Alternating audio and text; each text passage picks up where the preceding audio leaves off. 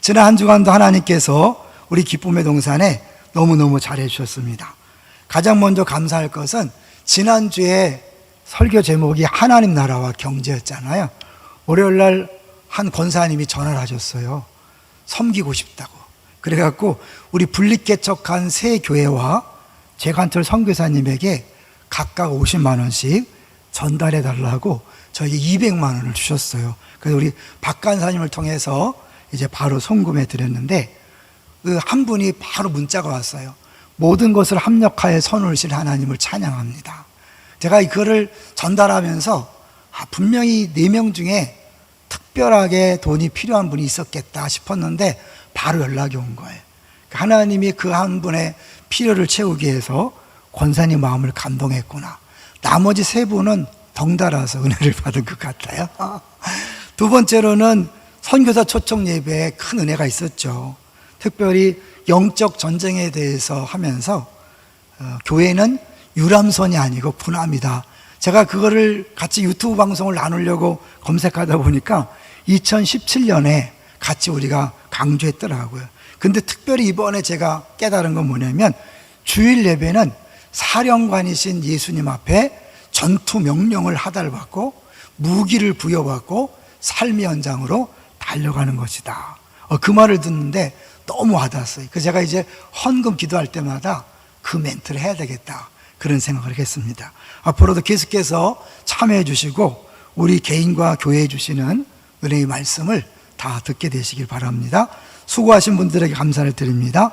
세 번째로는요, 매주 본당 청소가 있는데 제가 특별히 감사하는 것은 어제 1학년짜리가 왔더라고요. 그래서 제가 알아봐 달라고 누군가 했더니 우리 교회에 등록하신 그 믿음 생활 오래 하신 분이 아니에요. 초신자인데 그 새 사역자가 아들을 데리고 왔더라고요. 내가 신기해서 전화했어요. 아들이 오고 싶어 했느냐? 그랬더니 아들이 평상시에도 이 분리수거 이런 걸 잘 도와줬대요. 그러니까 엄마가 가자 그러니까 기꺼이 와서 막 열심히 밀대를 밀더라고요. 그걸 보면서 야, 가장 좋은 다음 세대 교육은 저건데 교회 올 때 같이 와서 같이 청소하고 같이 예배 드리는 것 이것만큼은 좋은 게 없는데 그런 생각을 해봤습니다. 그런 일이 우리 교회에 이루어지고 있다는 것에 감사를 드립니다. 자, 이제 오늘 제목을 같이 보도록 하겠습니다. 어제 마침 제가 이 썸네일 카드를 매주 보내는데 이 깜빡 잊고 못 보냈어요. 제목은 복음 하나님의 처방이고 첫째 대지는 의와 믿음입니다. 이 복음에 대해서 우리가 잘 알고 있다고 생각하잖아요. 그렇죠? 너도 나도 복음을 다 안다고 생각해. 그런데 솔직히 이렇게 들여다보면 복음을 반쪽만 아는 경우가 많이 있어요. 그리고 복음을 알아도 복음을 믿지 못해요. 그 믿지 못하는 증거가 뭐냐면 끊임없이 두려워해요. 끊임없이 염려하고 걱정하고 뭔가 쫓긴 것처럼 막 자기가 하고 싶은 일을 막 끝까지 막 하고 안 됐을 때 좌절하고 절망하고 이 모든 것들이 복음을 잘 몰랐을 때 복음을 정확히 모르고 믿지 못했을 때 나타나는 결과예요. 여러분 어떻습니까? 오늘 사도 바울이 로마에 있는 교회에 편지를 쓰는 게 로마서잖아요. 근데 로마 교회를 칭찬해요. 너의 믿음에 좋은 소문이 나 있다. 이 믿음 생활 잘하는 로마 교회에 복음을 전하고 싶다 그래요. 이건 뭐냐면 우리가 알고 있는 복음이 전부가 아님을 우리에게 보여주고 있는 거죠. 저 개인적인 경험을 받으러도요, 자주 말씀드렸지만 저의 목회를 변화시킨 3가지 큰 사건이 있었어요. 첫째는 생수의 강이고, 두 번째는 창조과학 탐사고, 세 번째는 복음의 재발견이었어요. 자세한 내용은 결론 부분에 이야기하겠고요. 이것만 보더라도 사실 목사도 제가 총신 4년 대학부 신대원 3년 7년 공부하고 끊임없이 공부하는 목사인데 한동안 이 복음 하면서 막 사방을 찾아다녔어요. 그러다가 어느 순간에 딱 깨달아지면서 이 사역과 생활에 참 만족이 있고 기쁨이 있게 되었다는 것을 먼저 고백합니다. 이제 오늘 본문은요 딱 2절이에요. 그런데 이 2절은 로마서 전체의 주제문이라고 말할 수 있어요. 그러니까 여러분이 알고 있었던 복음이 틀린 게 아니니까 여러분이 알고 있었던 그 복음에다가 이제 오늘 말씀을 들으면서 더 완벽하게 깨닫는 기회가 되기를 바랍니다. 자, 먼저 이 복음은 믿어야 돼요. 그 결론은 복음을 믿고 살라는 거거든요. 근데 이 믿음이 얼마나 어려운가를 우리 재미난 영상을 통해서 한번 생각해 보려고 그래요. 얼마 전에 야구 중계 시간에 있었던 일이에요. 토성이 나타났거든요. 근데 이 카메라 그 중계 화면에 토성이 나타난 거예요. 8월 29일 날. 잠깐 들어보죠. 아주 맑은 밤하늘에 토성까지 저렇게 선명하게. 그죠, 토성이죠? 네. 설마 토성이겠습니까? 아, 낚였네요. 저기. 죄송합니다. 나중에 알고 봤더니 실제로 토성이었어요. 근데 설마 토성이겠어요? 여러분, 이게 우리 모습이거든요. 진짜를 보고도 우리는 잘 못 믿어요. 너희가 눈에 보이는 것도 못 믿는다면 복음을 제대로 믿는 건 정말 어려운 거예요. 왜냐하면 복음 자체가 굉장히 믿기 어려운 거예요. 그래서 바울이 내가 복음을 부끄러워하지 않는다. 부끄러워하지 않는다는 다른 표현은 껄끄러워하지 않는다. 결국 복음이 사람들에게 굉장히 껄끄럽게 만드는 거예요. 그래서 유대인에게는 거리끼는 것이요 헬라에게는 미련한 것이로되 구원을 받는 우리에게는 구원을 하나님의 능력이다. 이걸 믿었을 때는 100% 구원의 능력을 경험하지만 믿어지지가 않는 거죠.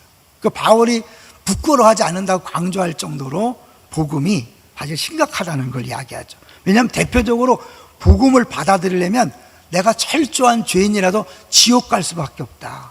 나에게는 해결책이 없다고 인정해야 돼요.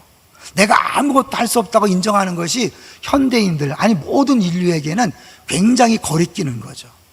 내가 아무것도 할 수 없다고 느낄 때 의사를 찾아가서 의사의 처방을 받는 것처럼 내가 아무것도 할 수 없다고 느낄 때 하나님 앞에 나아가서 받는 처방이 바로 복음이다, 그런 거죠. 근데 원래는 본문에는 처방이라는 단어가 안 나오죠. 근데 오늘 본문에 나오는 능력이 다른 해석이 처방이라는 거예요. 우리 설교자회 하는데 우리 신대원 다니는 전사님이, 교수님이 이 부분을 처방이라고 설교했다. 그걸 들으면서 딱 와닿더라고요. 아, 그렇구나. 능력이라는 표현도 좋지만 처방이라 그랬을 때 더 분명하게 와닿는 걸 느꼈어요. 그래서 우리가 그 제목을 하나님의 처방이다, 그런 거예요. 자, 이제 보겠습니다. 16절 바울 사도가 제일 먼저 하는 표현이 뭐예요? 같이 읽어보겠습니다. 16절. 복음은 모든 믿는 자에게 구원을 주시는 하나님의 능력이 됨이라. 먼저는 유대인에게요 그리고 헬라인에게로다. 저 마이크 안 나오네요. 부끄러워하지 않는다. 왜 부끄러워하지 않는가는 1절부터 15절에 쭉 나오는 내용을 결론적으로 한 거예요. 그러므로 나는 할 수 있는 대로 로마에 있는 너에게도 복음 전하기를 원하노라. 그러므로 내가 복음을 부끄러워하지 아니한다. 짧은 시간에 조금 어려운 얘기를 하기 때문에 쉽게 하려다 보니까 시간이 걸리더라고요. 바로 1번을 보여주세요. 바로 1번을 보여주세요. 이 성경을 볼 때 우리가 끊임없이 기억해야 될 세 가지 개념이 있습니다. 첫 번째는 하나님 나라, 두 번째는 언약, 그리고 구원이에요. 이 세 가지는 뗄래야 뗄 수가 없어요. 우리 신명기 제목이 뭐였죠? 무슨 시리즈였어요? 하나님 나라. 그리고 신명기에 나오는 저주는 무슨 저주라 그랬어요? 언약적 저주. 언약에 불순종했을 때, 언약에 충실하지 않을 때 오는 저주를 예수님이 나의 하나님 대신 받으신 것이 십자가다. 그러니까 우리가 복음하면 예수님이 나를 위해 죽으시고 부활했다. 그 예수를 믿기만 하면 구원받는다. 이게 명확한 거예요. 근데 그렇게만 알고 있으면 우리가 정확히 모르고 있기 때문에 좀 설명이 필요한데, 자, 이 성경이 전체적으로 보여주는 이 언약의 역사, 복음의 역사를 4개로 줄일 수 있어요. 성경 전체를. 첫째는 한번 읽어주세요. 본래 우리는 하나님과 언약을 맺은 백성이다. 두 번째, 우리가 하나님을 떠나 죄의 노예가 됨. 그래서 우리는 죄인이다. 죄인에겐 반드시 형벌이 있다. 하나님은 공의의 하나님이시기 때문이다. 그러나 우리에게는 그 죄를 해결할 능력이 없다. 여기서 이제 하나님이 개입하셔야 되는, 하나님이 일하셔야 되는 그 복음이 필요한 거죠. 3번. 하나님이 언약을 기억하시고 돌아오셔서 죄의 지배로부터 해방시키심. 이를 위해 하나님이 친히 사람이 되어 오셔서 십자가에 죽으심으로써 죄의 문제를 해결하셨다. 언약을 기억했다는 게 뭐죠? 언약의 내용은 간단하죠. 내가 너의 하나님이 되겠다. 내가 너의 왕이 되겠다. 너희는 내 백성이 되라. 그러니까 왕은 책임지고 백성을 지켜주는 거죠. 그죠? 그리고 백성은 왕에게 충성하는 거. 이게 언약의 내용인데 인간이 먼저 어겼잖아요. 그럼 언약이 깨졌는데 하나님은 인간이 어겼어도 자기 약속한 내가 영원히 너를 지켜줄 거야. 이 약속을 기억하시고 돌아오신 거예요. 근데 죄를 졌기 때문에 심판하지 않을 수 없잖아요. 그럼 어떻게 했어요? 결국 예수님을 보내셔서 대신 저주받고 죽게 하심으로 살려내놓고 그 언약을 지키는 거죠. 네 번째, 언약 관계 회복. 하나님이 선택하신 백성 안에는 하나님의 통치가 다시 이루어진다. 관계라는 단어를 기억하세요. 결국 성경에서 말하는 의라는 단어는 관계에 관한 용어예요. 쉽게 얘기해서 여러분, 우리가 이제 이거 의롭다는 것은 직장 생활에서 통하고 사업 파트너하고도 통하는 거예요. 우리가 인간관계에서 의롭다고 할 때 뭐냐면 빚진 거나 잘못한 게 없어서 둘이 관계 맺는데 전혀 어려움이 없는 상태를 의롭다고 하는 거예요. 그러니까 하나님 앞에서 우리가 의롭다고 할 때 하나님 앞에 빚진 게 없고 죄진 게 없고 꺼리낄 게 아무것도 없는 상태가 의로운 상태예요. 그래서 그 의로운 상태를 만들어주기 위해서 어떻게 해요? 우리 죄 대신 예수님이 죽으신 거잖아요. 자, 그러면 우리에게 맞는 의는 그건데 하나님의 의는 뭘까요? 하나님의 의. 오늘 본문을 보세요. 하나님의 의가 나타났다 그러거든요. 17절을 보시면 17절 읽어주세요. 복음에는 하나님의 의가 나타나서 믿음으로 믿음에 이르게 하나니 기록된 바 오직 의인은 믿음으로 말미암아 살리라 함과 같으니라. 하나님의 의가 나타났대요. 하나님의 의는 뭘까요? 그래서 아까 관계라는 측면에서 볼 때 하나님이 언약 관계에 신실하신 것, 언약 관계에 믿을 만한 그런 분이라는 것이 하나님의 의예요. 거기서 나와서 어떻게 해요? 우리에게 한번 약속한 것을 끝까지 지키기 위해서 우리 죄 때문에 지킬 수 없게 되니까 어떻게 해요? 그 죄의 문제를 해결하기 위해서 자기 아들을 십자가에서 나의 하나님 하고 언약적 저주를 짊어지고 죽게 하심으로 살려내놓고 내가 약속했지, 내가 널 끝까지 지킨다 약속했지, 이런 거예요. 그러니까 우리가 십자가를 볼 때 단순히 내가 지옥 안 간다 그런 게 아니에요. 십자가를 볼 때 하나님은 한 번 약속하시면 끝까지 지키시는 분이다. 그리고 어떻게 해요? 성경 66권이 다 아멘, 다 100% 하나님 반드시 지키는 나의 약속으로 다가오니까 말씀을 읽을 때마다 든든해지고 그리고 어떻게 해요? 용기가 생기는 거죠. 이해되세요? 자, 이게 사실은 하나님의 의의 핵심인 거예요. 그러면 우리의 의는 뭘까요? 아까 미리 얘기했잖아요. 우리가 언약의 상대자로서 하나님 앞에 충성스럽게 순종하는 그것이 또한 우리의 의예요. 자, 요거를 이제 어느 목사님이 너무나 잘 정리했기 때문에 그걸 그대로 보여줄게요. 2번을 한번 보여주세요. 자, 16절, 17절을 원어를 그냥 직역한 거예요. 원문을. 처음에 왜냐하면, 우리 본문에 없지만 왜냐하면 나는 복음을 부끄러워하지 않기 때문이다. 왜냐하면 복음은 정말 사람들을 살리는 능력이니까. 그 다음에 부끄러워하지 않는 또 다른 이유가 왜냐하면 읽어주세요. 복음은 구원에 이르게 하는 하나님의 능력이기 때문이다. 모든 믿는 사람에게, 먼저 유대인에게 그리고 헬라인에게. 저 하나님의 능력이기 때문에 할 때 능력일에 대한 다른 해석이 하나님의 처방이다. 병들어 죽게 된 사람, 암에 걸려 죽게 된 사람한테 의사가 암에서 완치될 수 있는 처방을 내리는 것처럼 이 복음은 죄로 인해 죽을 수밖에 없고 지옥 갈 수밖에 없는 우리를 지옥에서 건져낼 뿐만 아니라 이 땅에서 천국의 풍성함을 마음껏 누리며 살 수 있게 하는 능력이다. 여기서 잠깐, 우리가 지옥 안 가고 천국 가는 건 다 믿어요. 근데 이 땅에서 천국을 누리며 사는 건 잘 못 믿어요. 그래서 요즘 어떠세요? 죽지 못해 살죠. 사는 게 아니에요. 예수 믿는 사람이 이런 말한다는 건 뭐냐면 복음을 모르고 복음을 믿지 않는다는 증거인 거예요. 여러분 어떻게 살고 계세요? 아, 코로나19 때문에 죽지 못해 살지요. 사는 게 아니에요. 여기서 마지막 부분 아세요? 이는 의인은 신실함으로 살리라 기록된 바와 같다. 여기 믿음으로 살리라인데요. 원어를 쉽게 이렇게 번역하면 하나님의 신실하심으로 나의 신실함으로 산다, 그렇게 표현할 수 있는 거예요. 그러니까 믿음이란 단어를 신실함으로 바꾸면 더 쉽다는 거죠. 자, 그래서 이제 세 번째 걸 한번 보여주세요. 이렇게 이제 번역할 수 있는 이유를 같이 볼 텐데요. 이 1장 17절에 나오는 오직 의인은 믿음으로 말미암아 살리라 기억되어 있죠. 기억. 그리고 밑에 가보면 하박국 2장 4절. 하박국의 이 말씀을 하게 된 배경을 잠깐 설명할게요. 막 의인이 어려움을 당하고 악인이 득세하니까 하박국이 하나님을 따지는 거죠. 하나님 뭐 하는 거예요? 의인이 이렇게 어려움을 당하는데 뭐 하는 거예요? 그러니까 하나님이 좀만 기다려.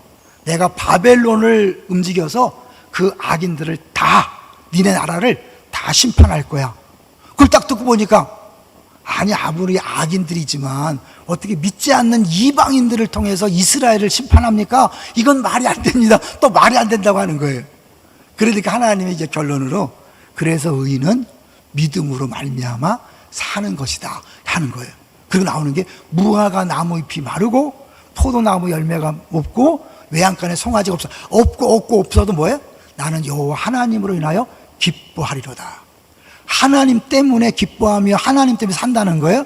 거기서 보면 하나님 때문에 산다는 것 같은데 성경에서는 하나님의 그런 미쁘심 때문에 살지만 내 신실한 믿음으로 산다는 걸, 그걸 보여주는 거예요. 좀 어렵죠? 이제 마소라 사본이 뭐냐면 원래 성경은 히브리어로 기록됐잖아요. 이스라엘 사람들한테. 근데 이거를 다른 나라 보내기 위해서 헬라어라고 번역했어요. 설명 안 할게요. 다시 보여주세요. 다시 보여줘. 그래서 원래 히브리어에는 의인은 그의 신실함으로 살리라. 그가 누굴 거예요? 의인, 너희들. 그 믿음, 의인의 믿음을 산다. 근데 헬라어 번역에는 어떻게 되냐면 의인은 나의 신실함. 하나님 말씀이니까 나는 누구예요? 하나님이죠. 그건 원래 히브리어에는 니네 믿음으로 사는 거야. 헬라어 번역할 때는 나의 믿음으로, 내 신실함으로 사는 거야 라고 한 거예요. 근데 오늘 본문에 어떻게 돼 있어요? 보세요. 다시 17절을 보면 오직 의인은 믿음으로 말미암아 살리라. 뭐가 빠졌어요? 나이도 빠지고 그이도 빠지고 그냥 믿음으로 된 거예요. 바울은 이 마소라 사본도 알고 있고 헬라어 70인명도 알고 있어요. 의도적으로 뺐다는 건 뭐예요? 두 개 다를 포함하는 것이다. 우리가 어렵고 힘들 때 왜 두려워요? 야, 이러다가 망하는 거 아니야? 이러다 끝나는 거 아니야? 미래에 대한 두려움이 딱 오는 거죠. 지금 당장의 어려움보다도 더 무서운 건 뭐냐면 이 상태를 계속 가다 보면 나 끝나는 거 아니야? 이 두려움이 오는 거잖아요. 그래서 우리 내일 일을 염려하지 말라 하는 게 뭐냐면 지금 어려움도 어려움이지만 내일 생각하는 건 막막한 거예요. 그럴 때 여러분 뭘 붙잡아야 돼요? 하나님의 신실하심, 하나님의 미쁘심, 그걸 믿음이라고 표현한 거예요. 믿음으로 믿음에 이르게 하나님, 많은 번역이 있지만 최근에 이제 많은 분들이 이 부분을 뭐예요? 앞에 믿음은 하나님에 대한 믿음, 하나님의 믿음, 하나님의 신실하심, 거기서 시작되어서 우리들의 신실함으로 이어지는, 그러니까 하나님의 미쁘심 때문에 뭐예요? 지금 어려워도 야, 하나님 날 사랑해, 걱정 없어, 염려하지 마, 하나님 실수하지 않고 실패하지 않아. 우리 장로님이 기도했잖아요. 하나님 실수하지 않고, 하나님은 난 1.1핵도 하나님 말씀을 어기지 않잖아요. 100% 약속한 대로 이루신 하나님, 미쁘신 하나님, 신실하신 하나님, 할렐루야. 그러니까 지금 무화과 나무 잎이 마르고 포도 열매가 없어도 뭐예요? 기뻐하며 살 수 있는 거예요. 근데 우리 그때 거기서 끝날 때가 많이 있어요. 그럼 우리는 뭐냐? 우리는 그걸 믿을 뿐만 아니라 내게 주어진 삶에서 믿음으로 순종하면서 한 걸음 한 걸음 반응하며 가는 거예요. 이걸 빼먹기 때문에 우리가 죽어서 천국은 믿는데 이 땅에서 죽지 못해 살아요. 사는 게 아니에요. 이렇게 되는 거예요. 아니에요. 구원은 그 정도가 아니에요. 내가 온 것은 양으로 생명을 얻게 하고 어떻게 해요?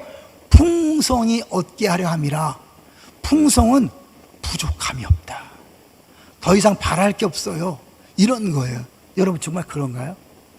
끊임없이 남편에게 요구사항이 있잖아요. 뭐 해주고 뭐 해주고 뭐 해주고. 안 해주면 어떻게 해요? 정죄는 아내에게 뭐 해주고 뭐 요구사항이 있다. 안 해주면 심판하는 거예요.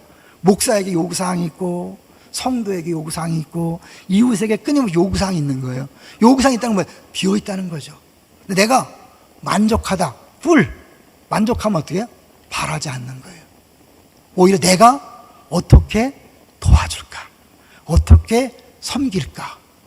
섬김은 나의 기쁨이 되는 거예요. 그런 사람이 있는 곳이 천국일까요? 지옥일까요? 끊임없이 요구하고 나를 대우해달라, 나를 알아달라 하니까 어떻게 해요? 끊임없이 싸우는 거예요. 근데 어떻게 해? 이제 나는 주님으로 만족해요. 그리고 이제 당신 뭐가 필요해? 이것이 신앙생활이에요. 근데 이거 할 때 내 능력만큼 내 실력만큼 결과가 나타나는 게 아니에요. 나는 조금 했는데 하나님이 다스리니까 하나님 크기의 일이 나타나는 거예요. 할렐루야. 제가 이제 이거를 쉽게 설명하기 위해서 우리 손자 얘기를 해보려고 그래요. 손자 애기잖아요. 하는 게 서툴죠. 근데 할아버지 입장에서요, 애가 있으면 일단 주변에 위험한 요소들을 다 이렇게 제거하고 보고 있죠. 근데 애가 뭘 할 때 처음부터 다 해주지 않잖아요. 지가 장난감 가지고 언오프도 하고 막 아무거나 막 누르잖아요. 아무거나 막 누르고 막 하는데 하다가 왜? 안 되면 안 돼. 그럼 내가 바로 받잡고 해주면 어떻게 해요? 막 장난감도 막 작동하고 그래. 뭐든지 하다가 안 되면 안 돼. 안 돼. 걔는 그냥 지가 하고 싶은 거 하다가 안 될 때 할아버지한테 안 돼 하면 다 해결되는 거예요. 이게 신앙생활이에요. 우리는 내가 구원받았으니까 이제부터 내가 열심히 살아야지, 내가 다 해야 돼 생각하니까 어떻게 해요? 그냥 그때부터 어려워지는 거예요. 아니 여러분, 구원도 주님이 주시지만 구원받은 이후의 삶도 주님이 다 함께 하시는 거예요. 그럼 내가 아무것도 안 하냐? 아니, 그냥 나는 내가 지금 가정생활하고 직장생활, 사업장생활 하는데 내 실력, 내 능력만큼 결과가 나타나는 게 아니라 하나님이 일하신다, 하나님이 통치하신다. 할렐루야. 그게 성령 안에서 의와 희락과 화평이죠. 의는 올바른 관계가 깨어지지 않는 거예요. 왜 여러분 주변 사람들하고 자꾸 싸웁니까? 왜 갈등이 생겨요? 내 하고 싶은 대로 막 하니까, 내 마음대로 하니까 문제가 생기잖아요. 상대편 마음대로 한번 해보세요. 문제 안 생겨요. 천국이죠. 의, 희락, 그런 말 기쁜 거죠. 주 안에서 항상 기뻐하죠. 평강, 샬롬이에요. 예수님 하나님 뜻이 이루어질 때 나타나는 부족함이 없는 상태. I'm full. 난 만족하다. 이것이 신앙생활이에요. 이것이 구원받은 사람의 모습이에요. 이것이 복음을 아는 사람의 모습이에요. 여러분에게 주어진 우리의 노력으로 하는 것이 아니라 믿기만 하면 다 누릴 수 있는 거예요. 할렐루야. 그래서 이제 4번을 보여주세요. 여러분 정리했어요. 2개로. 자, 한번 읽어주세요. 시작. 의인이 산다는 말은 죽음의 지배를 벗어나 하나님의 백성이 된다는 뜻이기도 하고, 죽느냐 사느냐, 우리가 천국 가냐 지옥 가냐 이런 거 될 수 있어요. 그 다음에 이 땅에서 하나님의 백성으로 살아간다는 뜻. 어떻게 사느냐? 죽지 못해 산다. 사는 게 사냐? 이거는 사는 게 아니죠. 생존하는 거죠. 사는 건 뭐예요? 야, 살맛 난다. 나처럼 살아봐. 내가 예수 믿었더니 복음 믿어서 너무 좋아. 나처럼 예수 믿어. 일이 되는 거잖아요. 자, 그 다음 계속. 또 의인을 살게 하는 그리고 그리고 의인이 살아가는 그 신실함은 하나님의 신실하심 동시에 의인 자신의 신실함이기도 하다. 네, 믿음으로부터 믿음으로 하나님의 신실하심을 믿고, 나는 무화과 나무 잎이 마르고 포도열매 없어도 어떻게 해요? 그냥 뚜벅뚜벅 하나님만 믿고 걸어가는 거예요. 어떻게? 내게 맡긴 사람을 사랑하고 섬기며 가는 거죠. 걱정이 돼서 염려돼서 내가 내 코가 석자인데 그러면서 막 내 욕심 부리는 게 아니라 하나님께서 다 책임지니까 나는 내게 맡겨진 사람을 사랑하고 섬기는 일만 하는 거예요. 그럴 때 어떻게 해요? 하나님이 친히 다스리시고 공급하심이 이루어지는 거죠. 계속해서 의인은 하나님의 신실하심으로 말미암아 생명을 얻고 얻고 성실하게 살아감으로써 거기에 응답하는 것이다. 천국을 왜 못 경험하냐면 내가 왕이 되어서 내가 막 다 하는 거예요. 직장 생활도 내가 해야 돼요. 사업장도 내가 다 책임져야 돼요. 왜? 눈에 보이지 하나님을 믿는 게 너무 어렵거든요. 아까 했잖아요. 눈에 보이는 토성이 안 믿어지잖아요. 그러니까 어떻게? 자꾸 내가 해보려고 하는 거예요. 그러니까 어때요? 안 되면 어떡하나? 실패의 두려움 때문에 막 미친 듯이 일하는 거예요, 여러분. 막 일 중독이 되어서 막 미친 듯이 일하지 않으면 큰일 날 것 같아. 왜? 이 세상에 공짜는 없다. 아무도 나를 책임져 주지 않아. 이게 꽉 박혔기 때문에 어떻게 내가 해야 돼, 내가. 그게 옛사람의 모습인데 하는 거예요. 그리고 또 어떻게 했더니 결과가 안 좋아. 실패했네. 난 아무것도 아니야. 또 스스로 막 자책하고 난 죽어도 싸. 뭐 이런 게 뭐 막 이게 다 복음을 모르는 거예요. 여러분, 내 능력만큼 실력만큼 사는 게 아니라 나는 30, 40, 50 하다 한지라도 하나님이 다 책임진다니까요. 그게 기도잖아요. 우리 손자가 안 돼. 한마디만 하면 할아버지가 다 해준대. 여러분, 기도가 뭐예요? 하나님, 힘들어요, 안 돼요, 어려워요. 알아, 내가 있어. 내가 네가 나를 믿고 나한테 기도했으니 내가 책임지는 거야. 할렐루야. 이런 기도가 막 때를 쓰는 게 아니잖아요. 그분이 다 이미 다 공급해 놓고 네가 한번 해봐. 처음부터 할아버지가 다 해줄 수 있지만 그러면 성장이 안 되잖아요. 걔가 눌러보고 만져보고 스위치도 켜보고 하면서 부지도 일으키지만 하는 데까지 하고 그 다음에 할아버지가 해주고 그러면 점점 더 늘어나는 거잖아요. 성장하는 거죠. 하나님이 우리에게 이걸 원하시는 거예요. 믿습니까? 이해가 됐으면 좋겠어요. 자, 이제 그 다음에 이제 5번을 한번 보여주세요. 5번을 보여주시면 우리의 신실함 읽어주세요. 우리의 신실함은 하나님의 신실한 구원의 행동을 우리의 것으로 받아들이는 믿음과 믿음, 언약 제안을 받아들이는 거예요. 내가 너의 하나님이야. 내가 너의 왕이야. 이걸 받아들이는 게 믿음이에요. 그 다음 그 후에 이어지는 우리의 신실한 삶. 네, 우리의 삶이 포함되는데 대부분 사람들이 이걸 내가 다 하려고 그래요. 우리가 책임지는 게 아니에요. 온유한 자가 땅을 기업받는다. 싸납게 쟁취하는 게 아니라 난 온유함으로 하나님께서 그날 야, 돈 줘라. 우리 권사님에게 권사님 돈도 못 보시는 우리 200만 원 줘라. 세계 교회를 살리고 인도네시아를 살리는 거잖아요. 그런 어마어마한 일을 하는 거죠. 신세 포함한다. 그 다음에 그것은 우리의 인간적인 노력만으로는 이루어지지 않는다.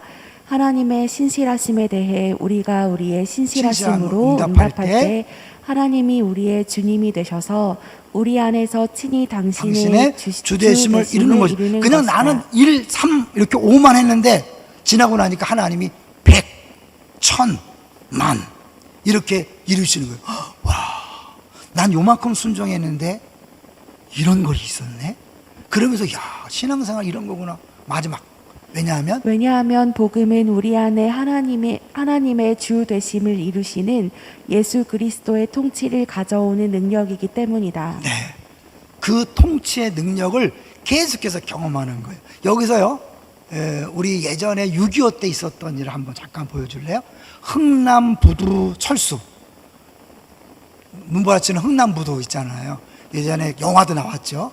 근데 이때 이제 갑자기 그 피난민이 생겼는데 이들이 남한으로 올 수 있는 방법이 없었어요. 그래갖고 그 미군 장군한테 태워달라고 하는 거예요. 근데 태우려면 모든 무기를 다 버려야 돼요. 그러니까 처음에 할 수 없다고 했다가 막 계속해서 막 통역관과 주변 사람들이 계속했더니 현봉 씨 나오잖아요. 계속했더니 이 알무드 장군이 설득을 당해서 그러면 모든 민간인들을 태워라. 모든 무기를 다 버렸어요. 그래서 이제 이 군단장이 난민을 태울 것을 허락하자 다 버리고 한 명이 더 태운 게 몇 명이냐면 14,000명. 14,000명이 살아났는데 사실 그것을 한국전쟁 크리스마스 기적이라 그러는데 그때 알몬드 군단장이 난민도 군함에 태워라. 이게 복음이잖아요. 최근에 아프가니스탄 그 사람들 우리 한국 기여자들을 태우고 왔잖아요. 그들에게 한국 수송기가 왔다. 이거는 뭐예요? 복음이죠. 근데 군함에 태우라 그 소식을 들었는데 에이 설마 토송이겠어? 아이 설마 우리를 태워주겠어? 그리고 남아있으면 아무것도 아닌 거예요. 그걸 타러 와야 돼. 사실 이게 믿음인 거죠, 여러분. 그게 무슨 큰 공로가 아니잖아요. 그 소식을 듣고 반응하는 거잖아요. 이게 믿음이란 말이에요. 근데 거기서 끝나는 게 아니에요. 그렇게 탔으면 이제 어떻게 해요? 탄 목적은 남한에 와서 자유의 삶을 누리는 거잖아요.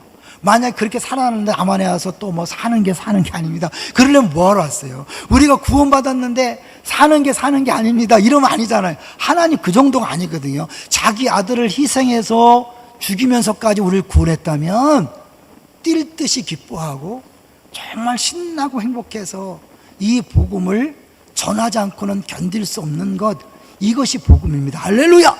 만약에 여기까지 못 갔다면 나는 뭐예요?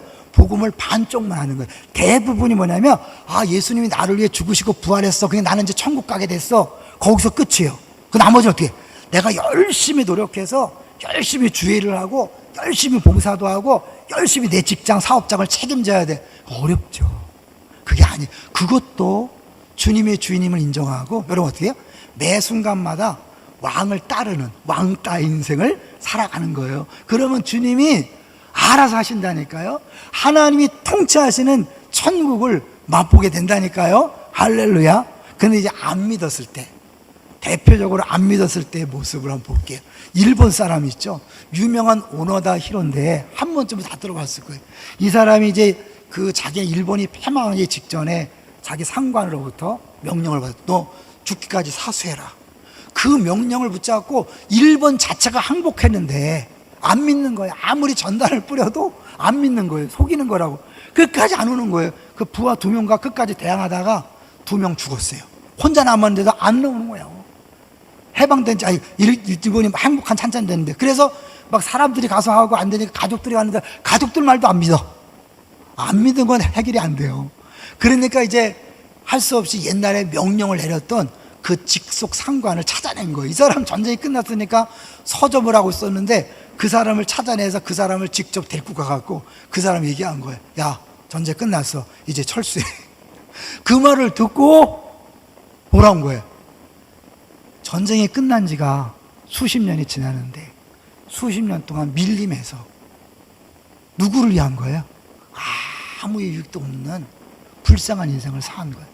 마찬가지. 우리가 복음을 듣지 못했다면, 복음을 믿지 못하면 이 비참한 인생을 수십 년 사는 거예요. 예수를 안 믿는 사람은 정말 뭐 비참한 거죠. 그것이 사실은 1장 18절부터 진노에 대해서, 불의에 대해 얘기하죠. 하나님의 의를 얘기하고 불의에 대해서 쭉 얘기해요. 왜냐하면 우리는 이 불의 때문에 하나님의 진노의 대상이고 심판받아 마땅하다. 우리에게 해결책이 없기 때문에 하나님이 해결책을 주셨다. 그것이 복음인데 다른 말로 하나님의 처방이다. 처방전이 내렸으면 어떻게 해요?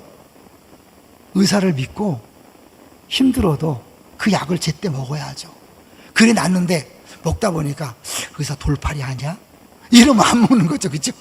먹다가 말든지 안 먹고. 그래 어떻게? 내 힘으로 내가 노력하는 거죠. 우린 때때로 하나님에게도 그렇게 반응해요. 하나님이 믿을 수 있을까? 지금까지 나를 인도해 봤는데 내가 앞으로 믿을 수 없을 것 같아. 그거 내가 열심히 해야 돼. 신앙생활도 내가 열심히 해야 돼. 직장도 내가 책임져야 돼. 가족도 내가 책임져야 돼. 그러니까 그건 믿는 게 아니에요. 그건 믿자는 똑같은 거예요. 자, 그런 게 뭐냐면 6번에 6번. 6번에 보시면 한번 읽어주세요. 우리의 실존은 죄의 지배와 하나님의 주 되심 사이에 끼어 있다. 그 그 이유는 이유는 예수 그리스도와 함께 이미 새 시대가 시작되었으나 죄의 지배가 여전히 영향력을 발휘하기 때문이다. 마치 출애굽한 이스라엘 백성이 이집트로 돌아가려 하듯이 죄의 지배로 돌아가려는 관성이 우리의 실존에 강하게 작용한다. 이에 대해 바울은 우리가 이미 죄의 지배로부터 해방되었으니 다시 그리로 돌아가지 말자고 촉구한다. 사실 오늘 단 2절의 복음 전체를 설명할 수 없죠. 이제 앞으로 로마서 전체 하는 건데 계속해서 구약 성경 볼 때 어떻게 해? 애굽으로 돌아가지 마라. 왕에게도 애굽으로 돌아가지 마라. 근데 이스라엘 백성 광야에서 뭐예요? 조금만 어려우면 어떻게 해? 애굽으로 가자. 하나님 못 믿겠다. 애굽으로 가자. 하나님을 믿지 못하니까 어때? 우리가 스스로 살 길을 찾자. 자녀를 키울 때, 직장생활할 때, 사업할 때 하나님 믿을 수 없다. 천국 가는 건 내가 인정하지만 이 땅에서 하나님 믿을 수 없으니까 내가 열심히 직장생활해야 돼. 내가 사업을 일으켜야 돼. 내가 자녀를 잘 키워야 돼. 이게 뭐냐면 내가 하는 것처럼 보이지만 다시 옛날 죄의 지배를 당하는 거예요. 종노릇하는 거예요. 다시 불쌍한 인생이 되는 거예요. 행복이 없고 만족이 없고 불쌍한 옛날로 돌아가는, 이게 끊임없는 우리의 싸움이에요. 영적 전쟁은 바울 사도의 말을 빌면 어떻게 해요? 결국은 자기를 쳐서 복종시킨다. 나를 쳐서 자기를 때리는 게 영적 전쟁이에요. 왜요? 자기도 모르게 자꾸 옛사람으로 돌아가고 내가 주인 노릇하고 내가 왕 노릇하려고 하는 거예요. 언약으로 돌아갈게요. 언약은 뭐예요? 하나님이 하나님 노릇, 왕 노릇을 제대로 하는 게 신실함이고 의예요. 우리는 어떻게 해요? 백성 노릇, 왕의 신하 노릇을 제대로 하는 거예요. 너무 어려우면요, 부부관계를 볼게요. 되게 언약을 설명할 때 결혼을 얘기하잖아요.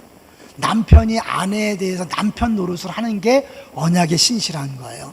아내가 남편에 대해서 아내 역할을 잘하는 게 신실한 거예요. 마찬가지로 하나님이 우리 하나님으로 내 인생을 책임지고 보호하고 공급하고 모든 것을 다 함께 하는 것, 이게 하나님 노릇이에요. 하나님은 신실하셔요. 절대 약속을 어기지 않아요. 100% 그분은 어제나 오늘 동일하게 나를 책임지세요. 믿습니까? 이걸 진짜 믿어야 돼요. 이걸 믿는다면 동시에 뭐예요? 나는 이제 그 하나님을 믿고 한 걸음 한 걸음 걸어가는 거예요. 내비게이션을 믿으니까 내가 모르는 길로 가도 따라가잖아요. 그래서 결국은 그 목적지에 가잖아요. 하나님이 내리신 처방을 믿을 때 그 능력을 경험할 수 있는 거예요. 이제 제 얘기를 하고 마무리하려고 해요. 처음에 서론에 제가 3가지 때문에 제 인생이 변하고 목회가 변했다 그랬죠. 예전에 내가 이빨이었다 그랬어요. 우리 아내에게도 말하면 지지 않는, 절대로 질 수 없는 그런 사람이었어요. 왜요? 내가 나를 지켜야 되니까. 생수의 강에서 하나님의 사랑이 부어지니까 내가 사랑받는 존재임을 아는 순간 더 이상 내가 나를 지킬 필요가 없어요. 이게 먹을 필요가 없어요. 이빨이 사라졌어요. 두 번째는 창조과학 탐사 가서 제가 하나님이 창조를 믿으니까요, 66권이 다 믿어지는 거예요. 설교자로서 이것만큼 큰 게 어디 있어요? 그 하나님의 전능하심, 천지 창조를 믿는 순간 모든 두려움과 염려에서 벗어날 수 있는 거예요. 세 번째가 이제 복음의 재발견이에요. 복음 그전에도 들었죠, 여러분. 제가 신학을 7년 하고 목회를 했는데 왜 못 들었어요? 근데 어느 날부터인가 자꾸 복음하고 사방에서 목사가 복음을 설교해야 된다. 내가 계속 복음을 설교하는데 막 그런 거예요. 도대체 저들이 말하는 복음이 뭔가. 제가 복음학교라고요, 일주일 합숙하면서 막 생고생하는 데도 갔다 왔어요. 정말 내가 복음을 한번 배워보자. 근데 막 와닿지 않더라고. 수많은 책을 보고 기도하고 해도 해결이 안 되는데 팀 켈러 목사님의 책을 통해서 한 문장이 저를 변화시켰어요. 복음은 조언이 아니라 소식이다. 여러분에게는 그냥 평범하게 들리지만 저는 그 한 문장을 듣는 순간 내 모든 고민과 해결되지 않았던 신학적인 문제들이 싹 해결됐어요. 다 연결이 됐어요. 하나님 나라, 언약, 복음, 이게 쫙 연결되면서 내가 파편적으로 되게 쫙 연결되니까 얼마나 시원한지요. 그리고 이제 그때부터 두려움이 없는 거예요. 목회를 우리 장로님들한테 맡겨도 겁이 없고 팀장들한테 맡겨도 걱정이 안 되는 거예요. 누가 하시니까? 하나님이 하시니까. 내가 나를 지키고 나를 책임지려고 할 때는요, 어떻게 뺏어야 돼요. 시기 질투하고 경쟁해야 돼요. 이겨먹어야 돼요. 그러니까 어떻게 끊임없이 갈등하는 거죠. 관계가 깨어지죠. 그런데 내가 뭐예요? 온전히 주님을 믿으면, 주님이 하심을 믿으면, 그 복음을 믿으면 어떻게 해요? 내가 하지 않고 주님이 하시도록 맡길 수 있는 거예요. 그럼 뭐 하냐? 나는 내가 주어진 현재에서 하나님께 성령을 통해 말씀하시는 것을 한 걸음씩 따라가면 되는 거예요. 대표적으로요, 이 선교사 초청 예배, 원래는 선교팀에서 그냥 보통처럼 선교사 초청하려고 했어요. 근데 뭐 여름에 성도들이 얼마 없으니까 성도들이 많이 참석할 수 있도록 9월 달에 하자. 제가 수요일에 설교해야 되는데 그렇게 하라 그랬어요. 근데 이 초청 예배 때 선교사님 오셔서 이번 주에 설교하는 걸 보면서 하나님이 이 계획이 있었구나. 다시 하나님이 우리로 하여금 영적인 유람선이 아니라 영적 군함으로서 매 주일마다 설교를 통하여 예배를 통하여 사령관이신 예수님의 명령을 받고 무기 수여받고 달려가는 그런 목회를 원하시는구나. 내가 계획한 게 아니, 내가 주도한 게 아니. 근데 너무너무 분명한 하나님 일하심이죠. 할렐루야. 우리 복음을 알면 그럼 우리 뭐해요? 아무것도 하지 마. 아니에요, 여러분. 더 자신 있게 할 수 있어요. 내가 실패할까 봐 두렵지 않고 그냥 가는 거예요. 하나님 감동할 때 가면 되는 거예요. 근데 뭐 내가 할 때는 어때요? 잘못되면 어떡하지? 망하면 어떡하지? 그 두려움 때문에 제대로 실력 발휘 못해요. 이해되시죠? 하고 나서 나는 100을 냈는데 30, 40 됐어요. 이것밖에 안 됐구나. 좌절절망이 아니라 뭐예요? 나머지는 주님이 하신다. 주님이 책임지신다. 할렐루야. 자유하죠. 기쁘죠. 나는 자유하고 평안할 뿐만 아니라 하나님 일하시니까 하나님 크기의 능력이, 하나님 크기의 지혜가, 하나님의 나라가 우리 가운데 이루어짐으로 모든 성도가 그 천국을 경험하는 거예요. 여러분의 가정이 천국을 경험하는 거예요. 직장과 사업장이 천국을 경험하는 거예요. 어떤 걸 원하셔요? 내가 왕돼서 늘 두렵고 염려하고 근심하고 관계 깨어지고 늘 전쟁이 끊이지 않는 걸 원하십니까? 아니면 정말 모두가 천국을 경험하는 그런 삶을 원하십니까? 여러분에게 주어진 복음입니다. 예수님을, 하나님을 온전히 믿고요, 주어진 복음을 믿고 주님을 따라갈 때 우리 모두가 누릴 수 있는 복입니다. 할렐루야.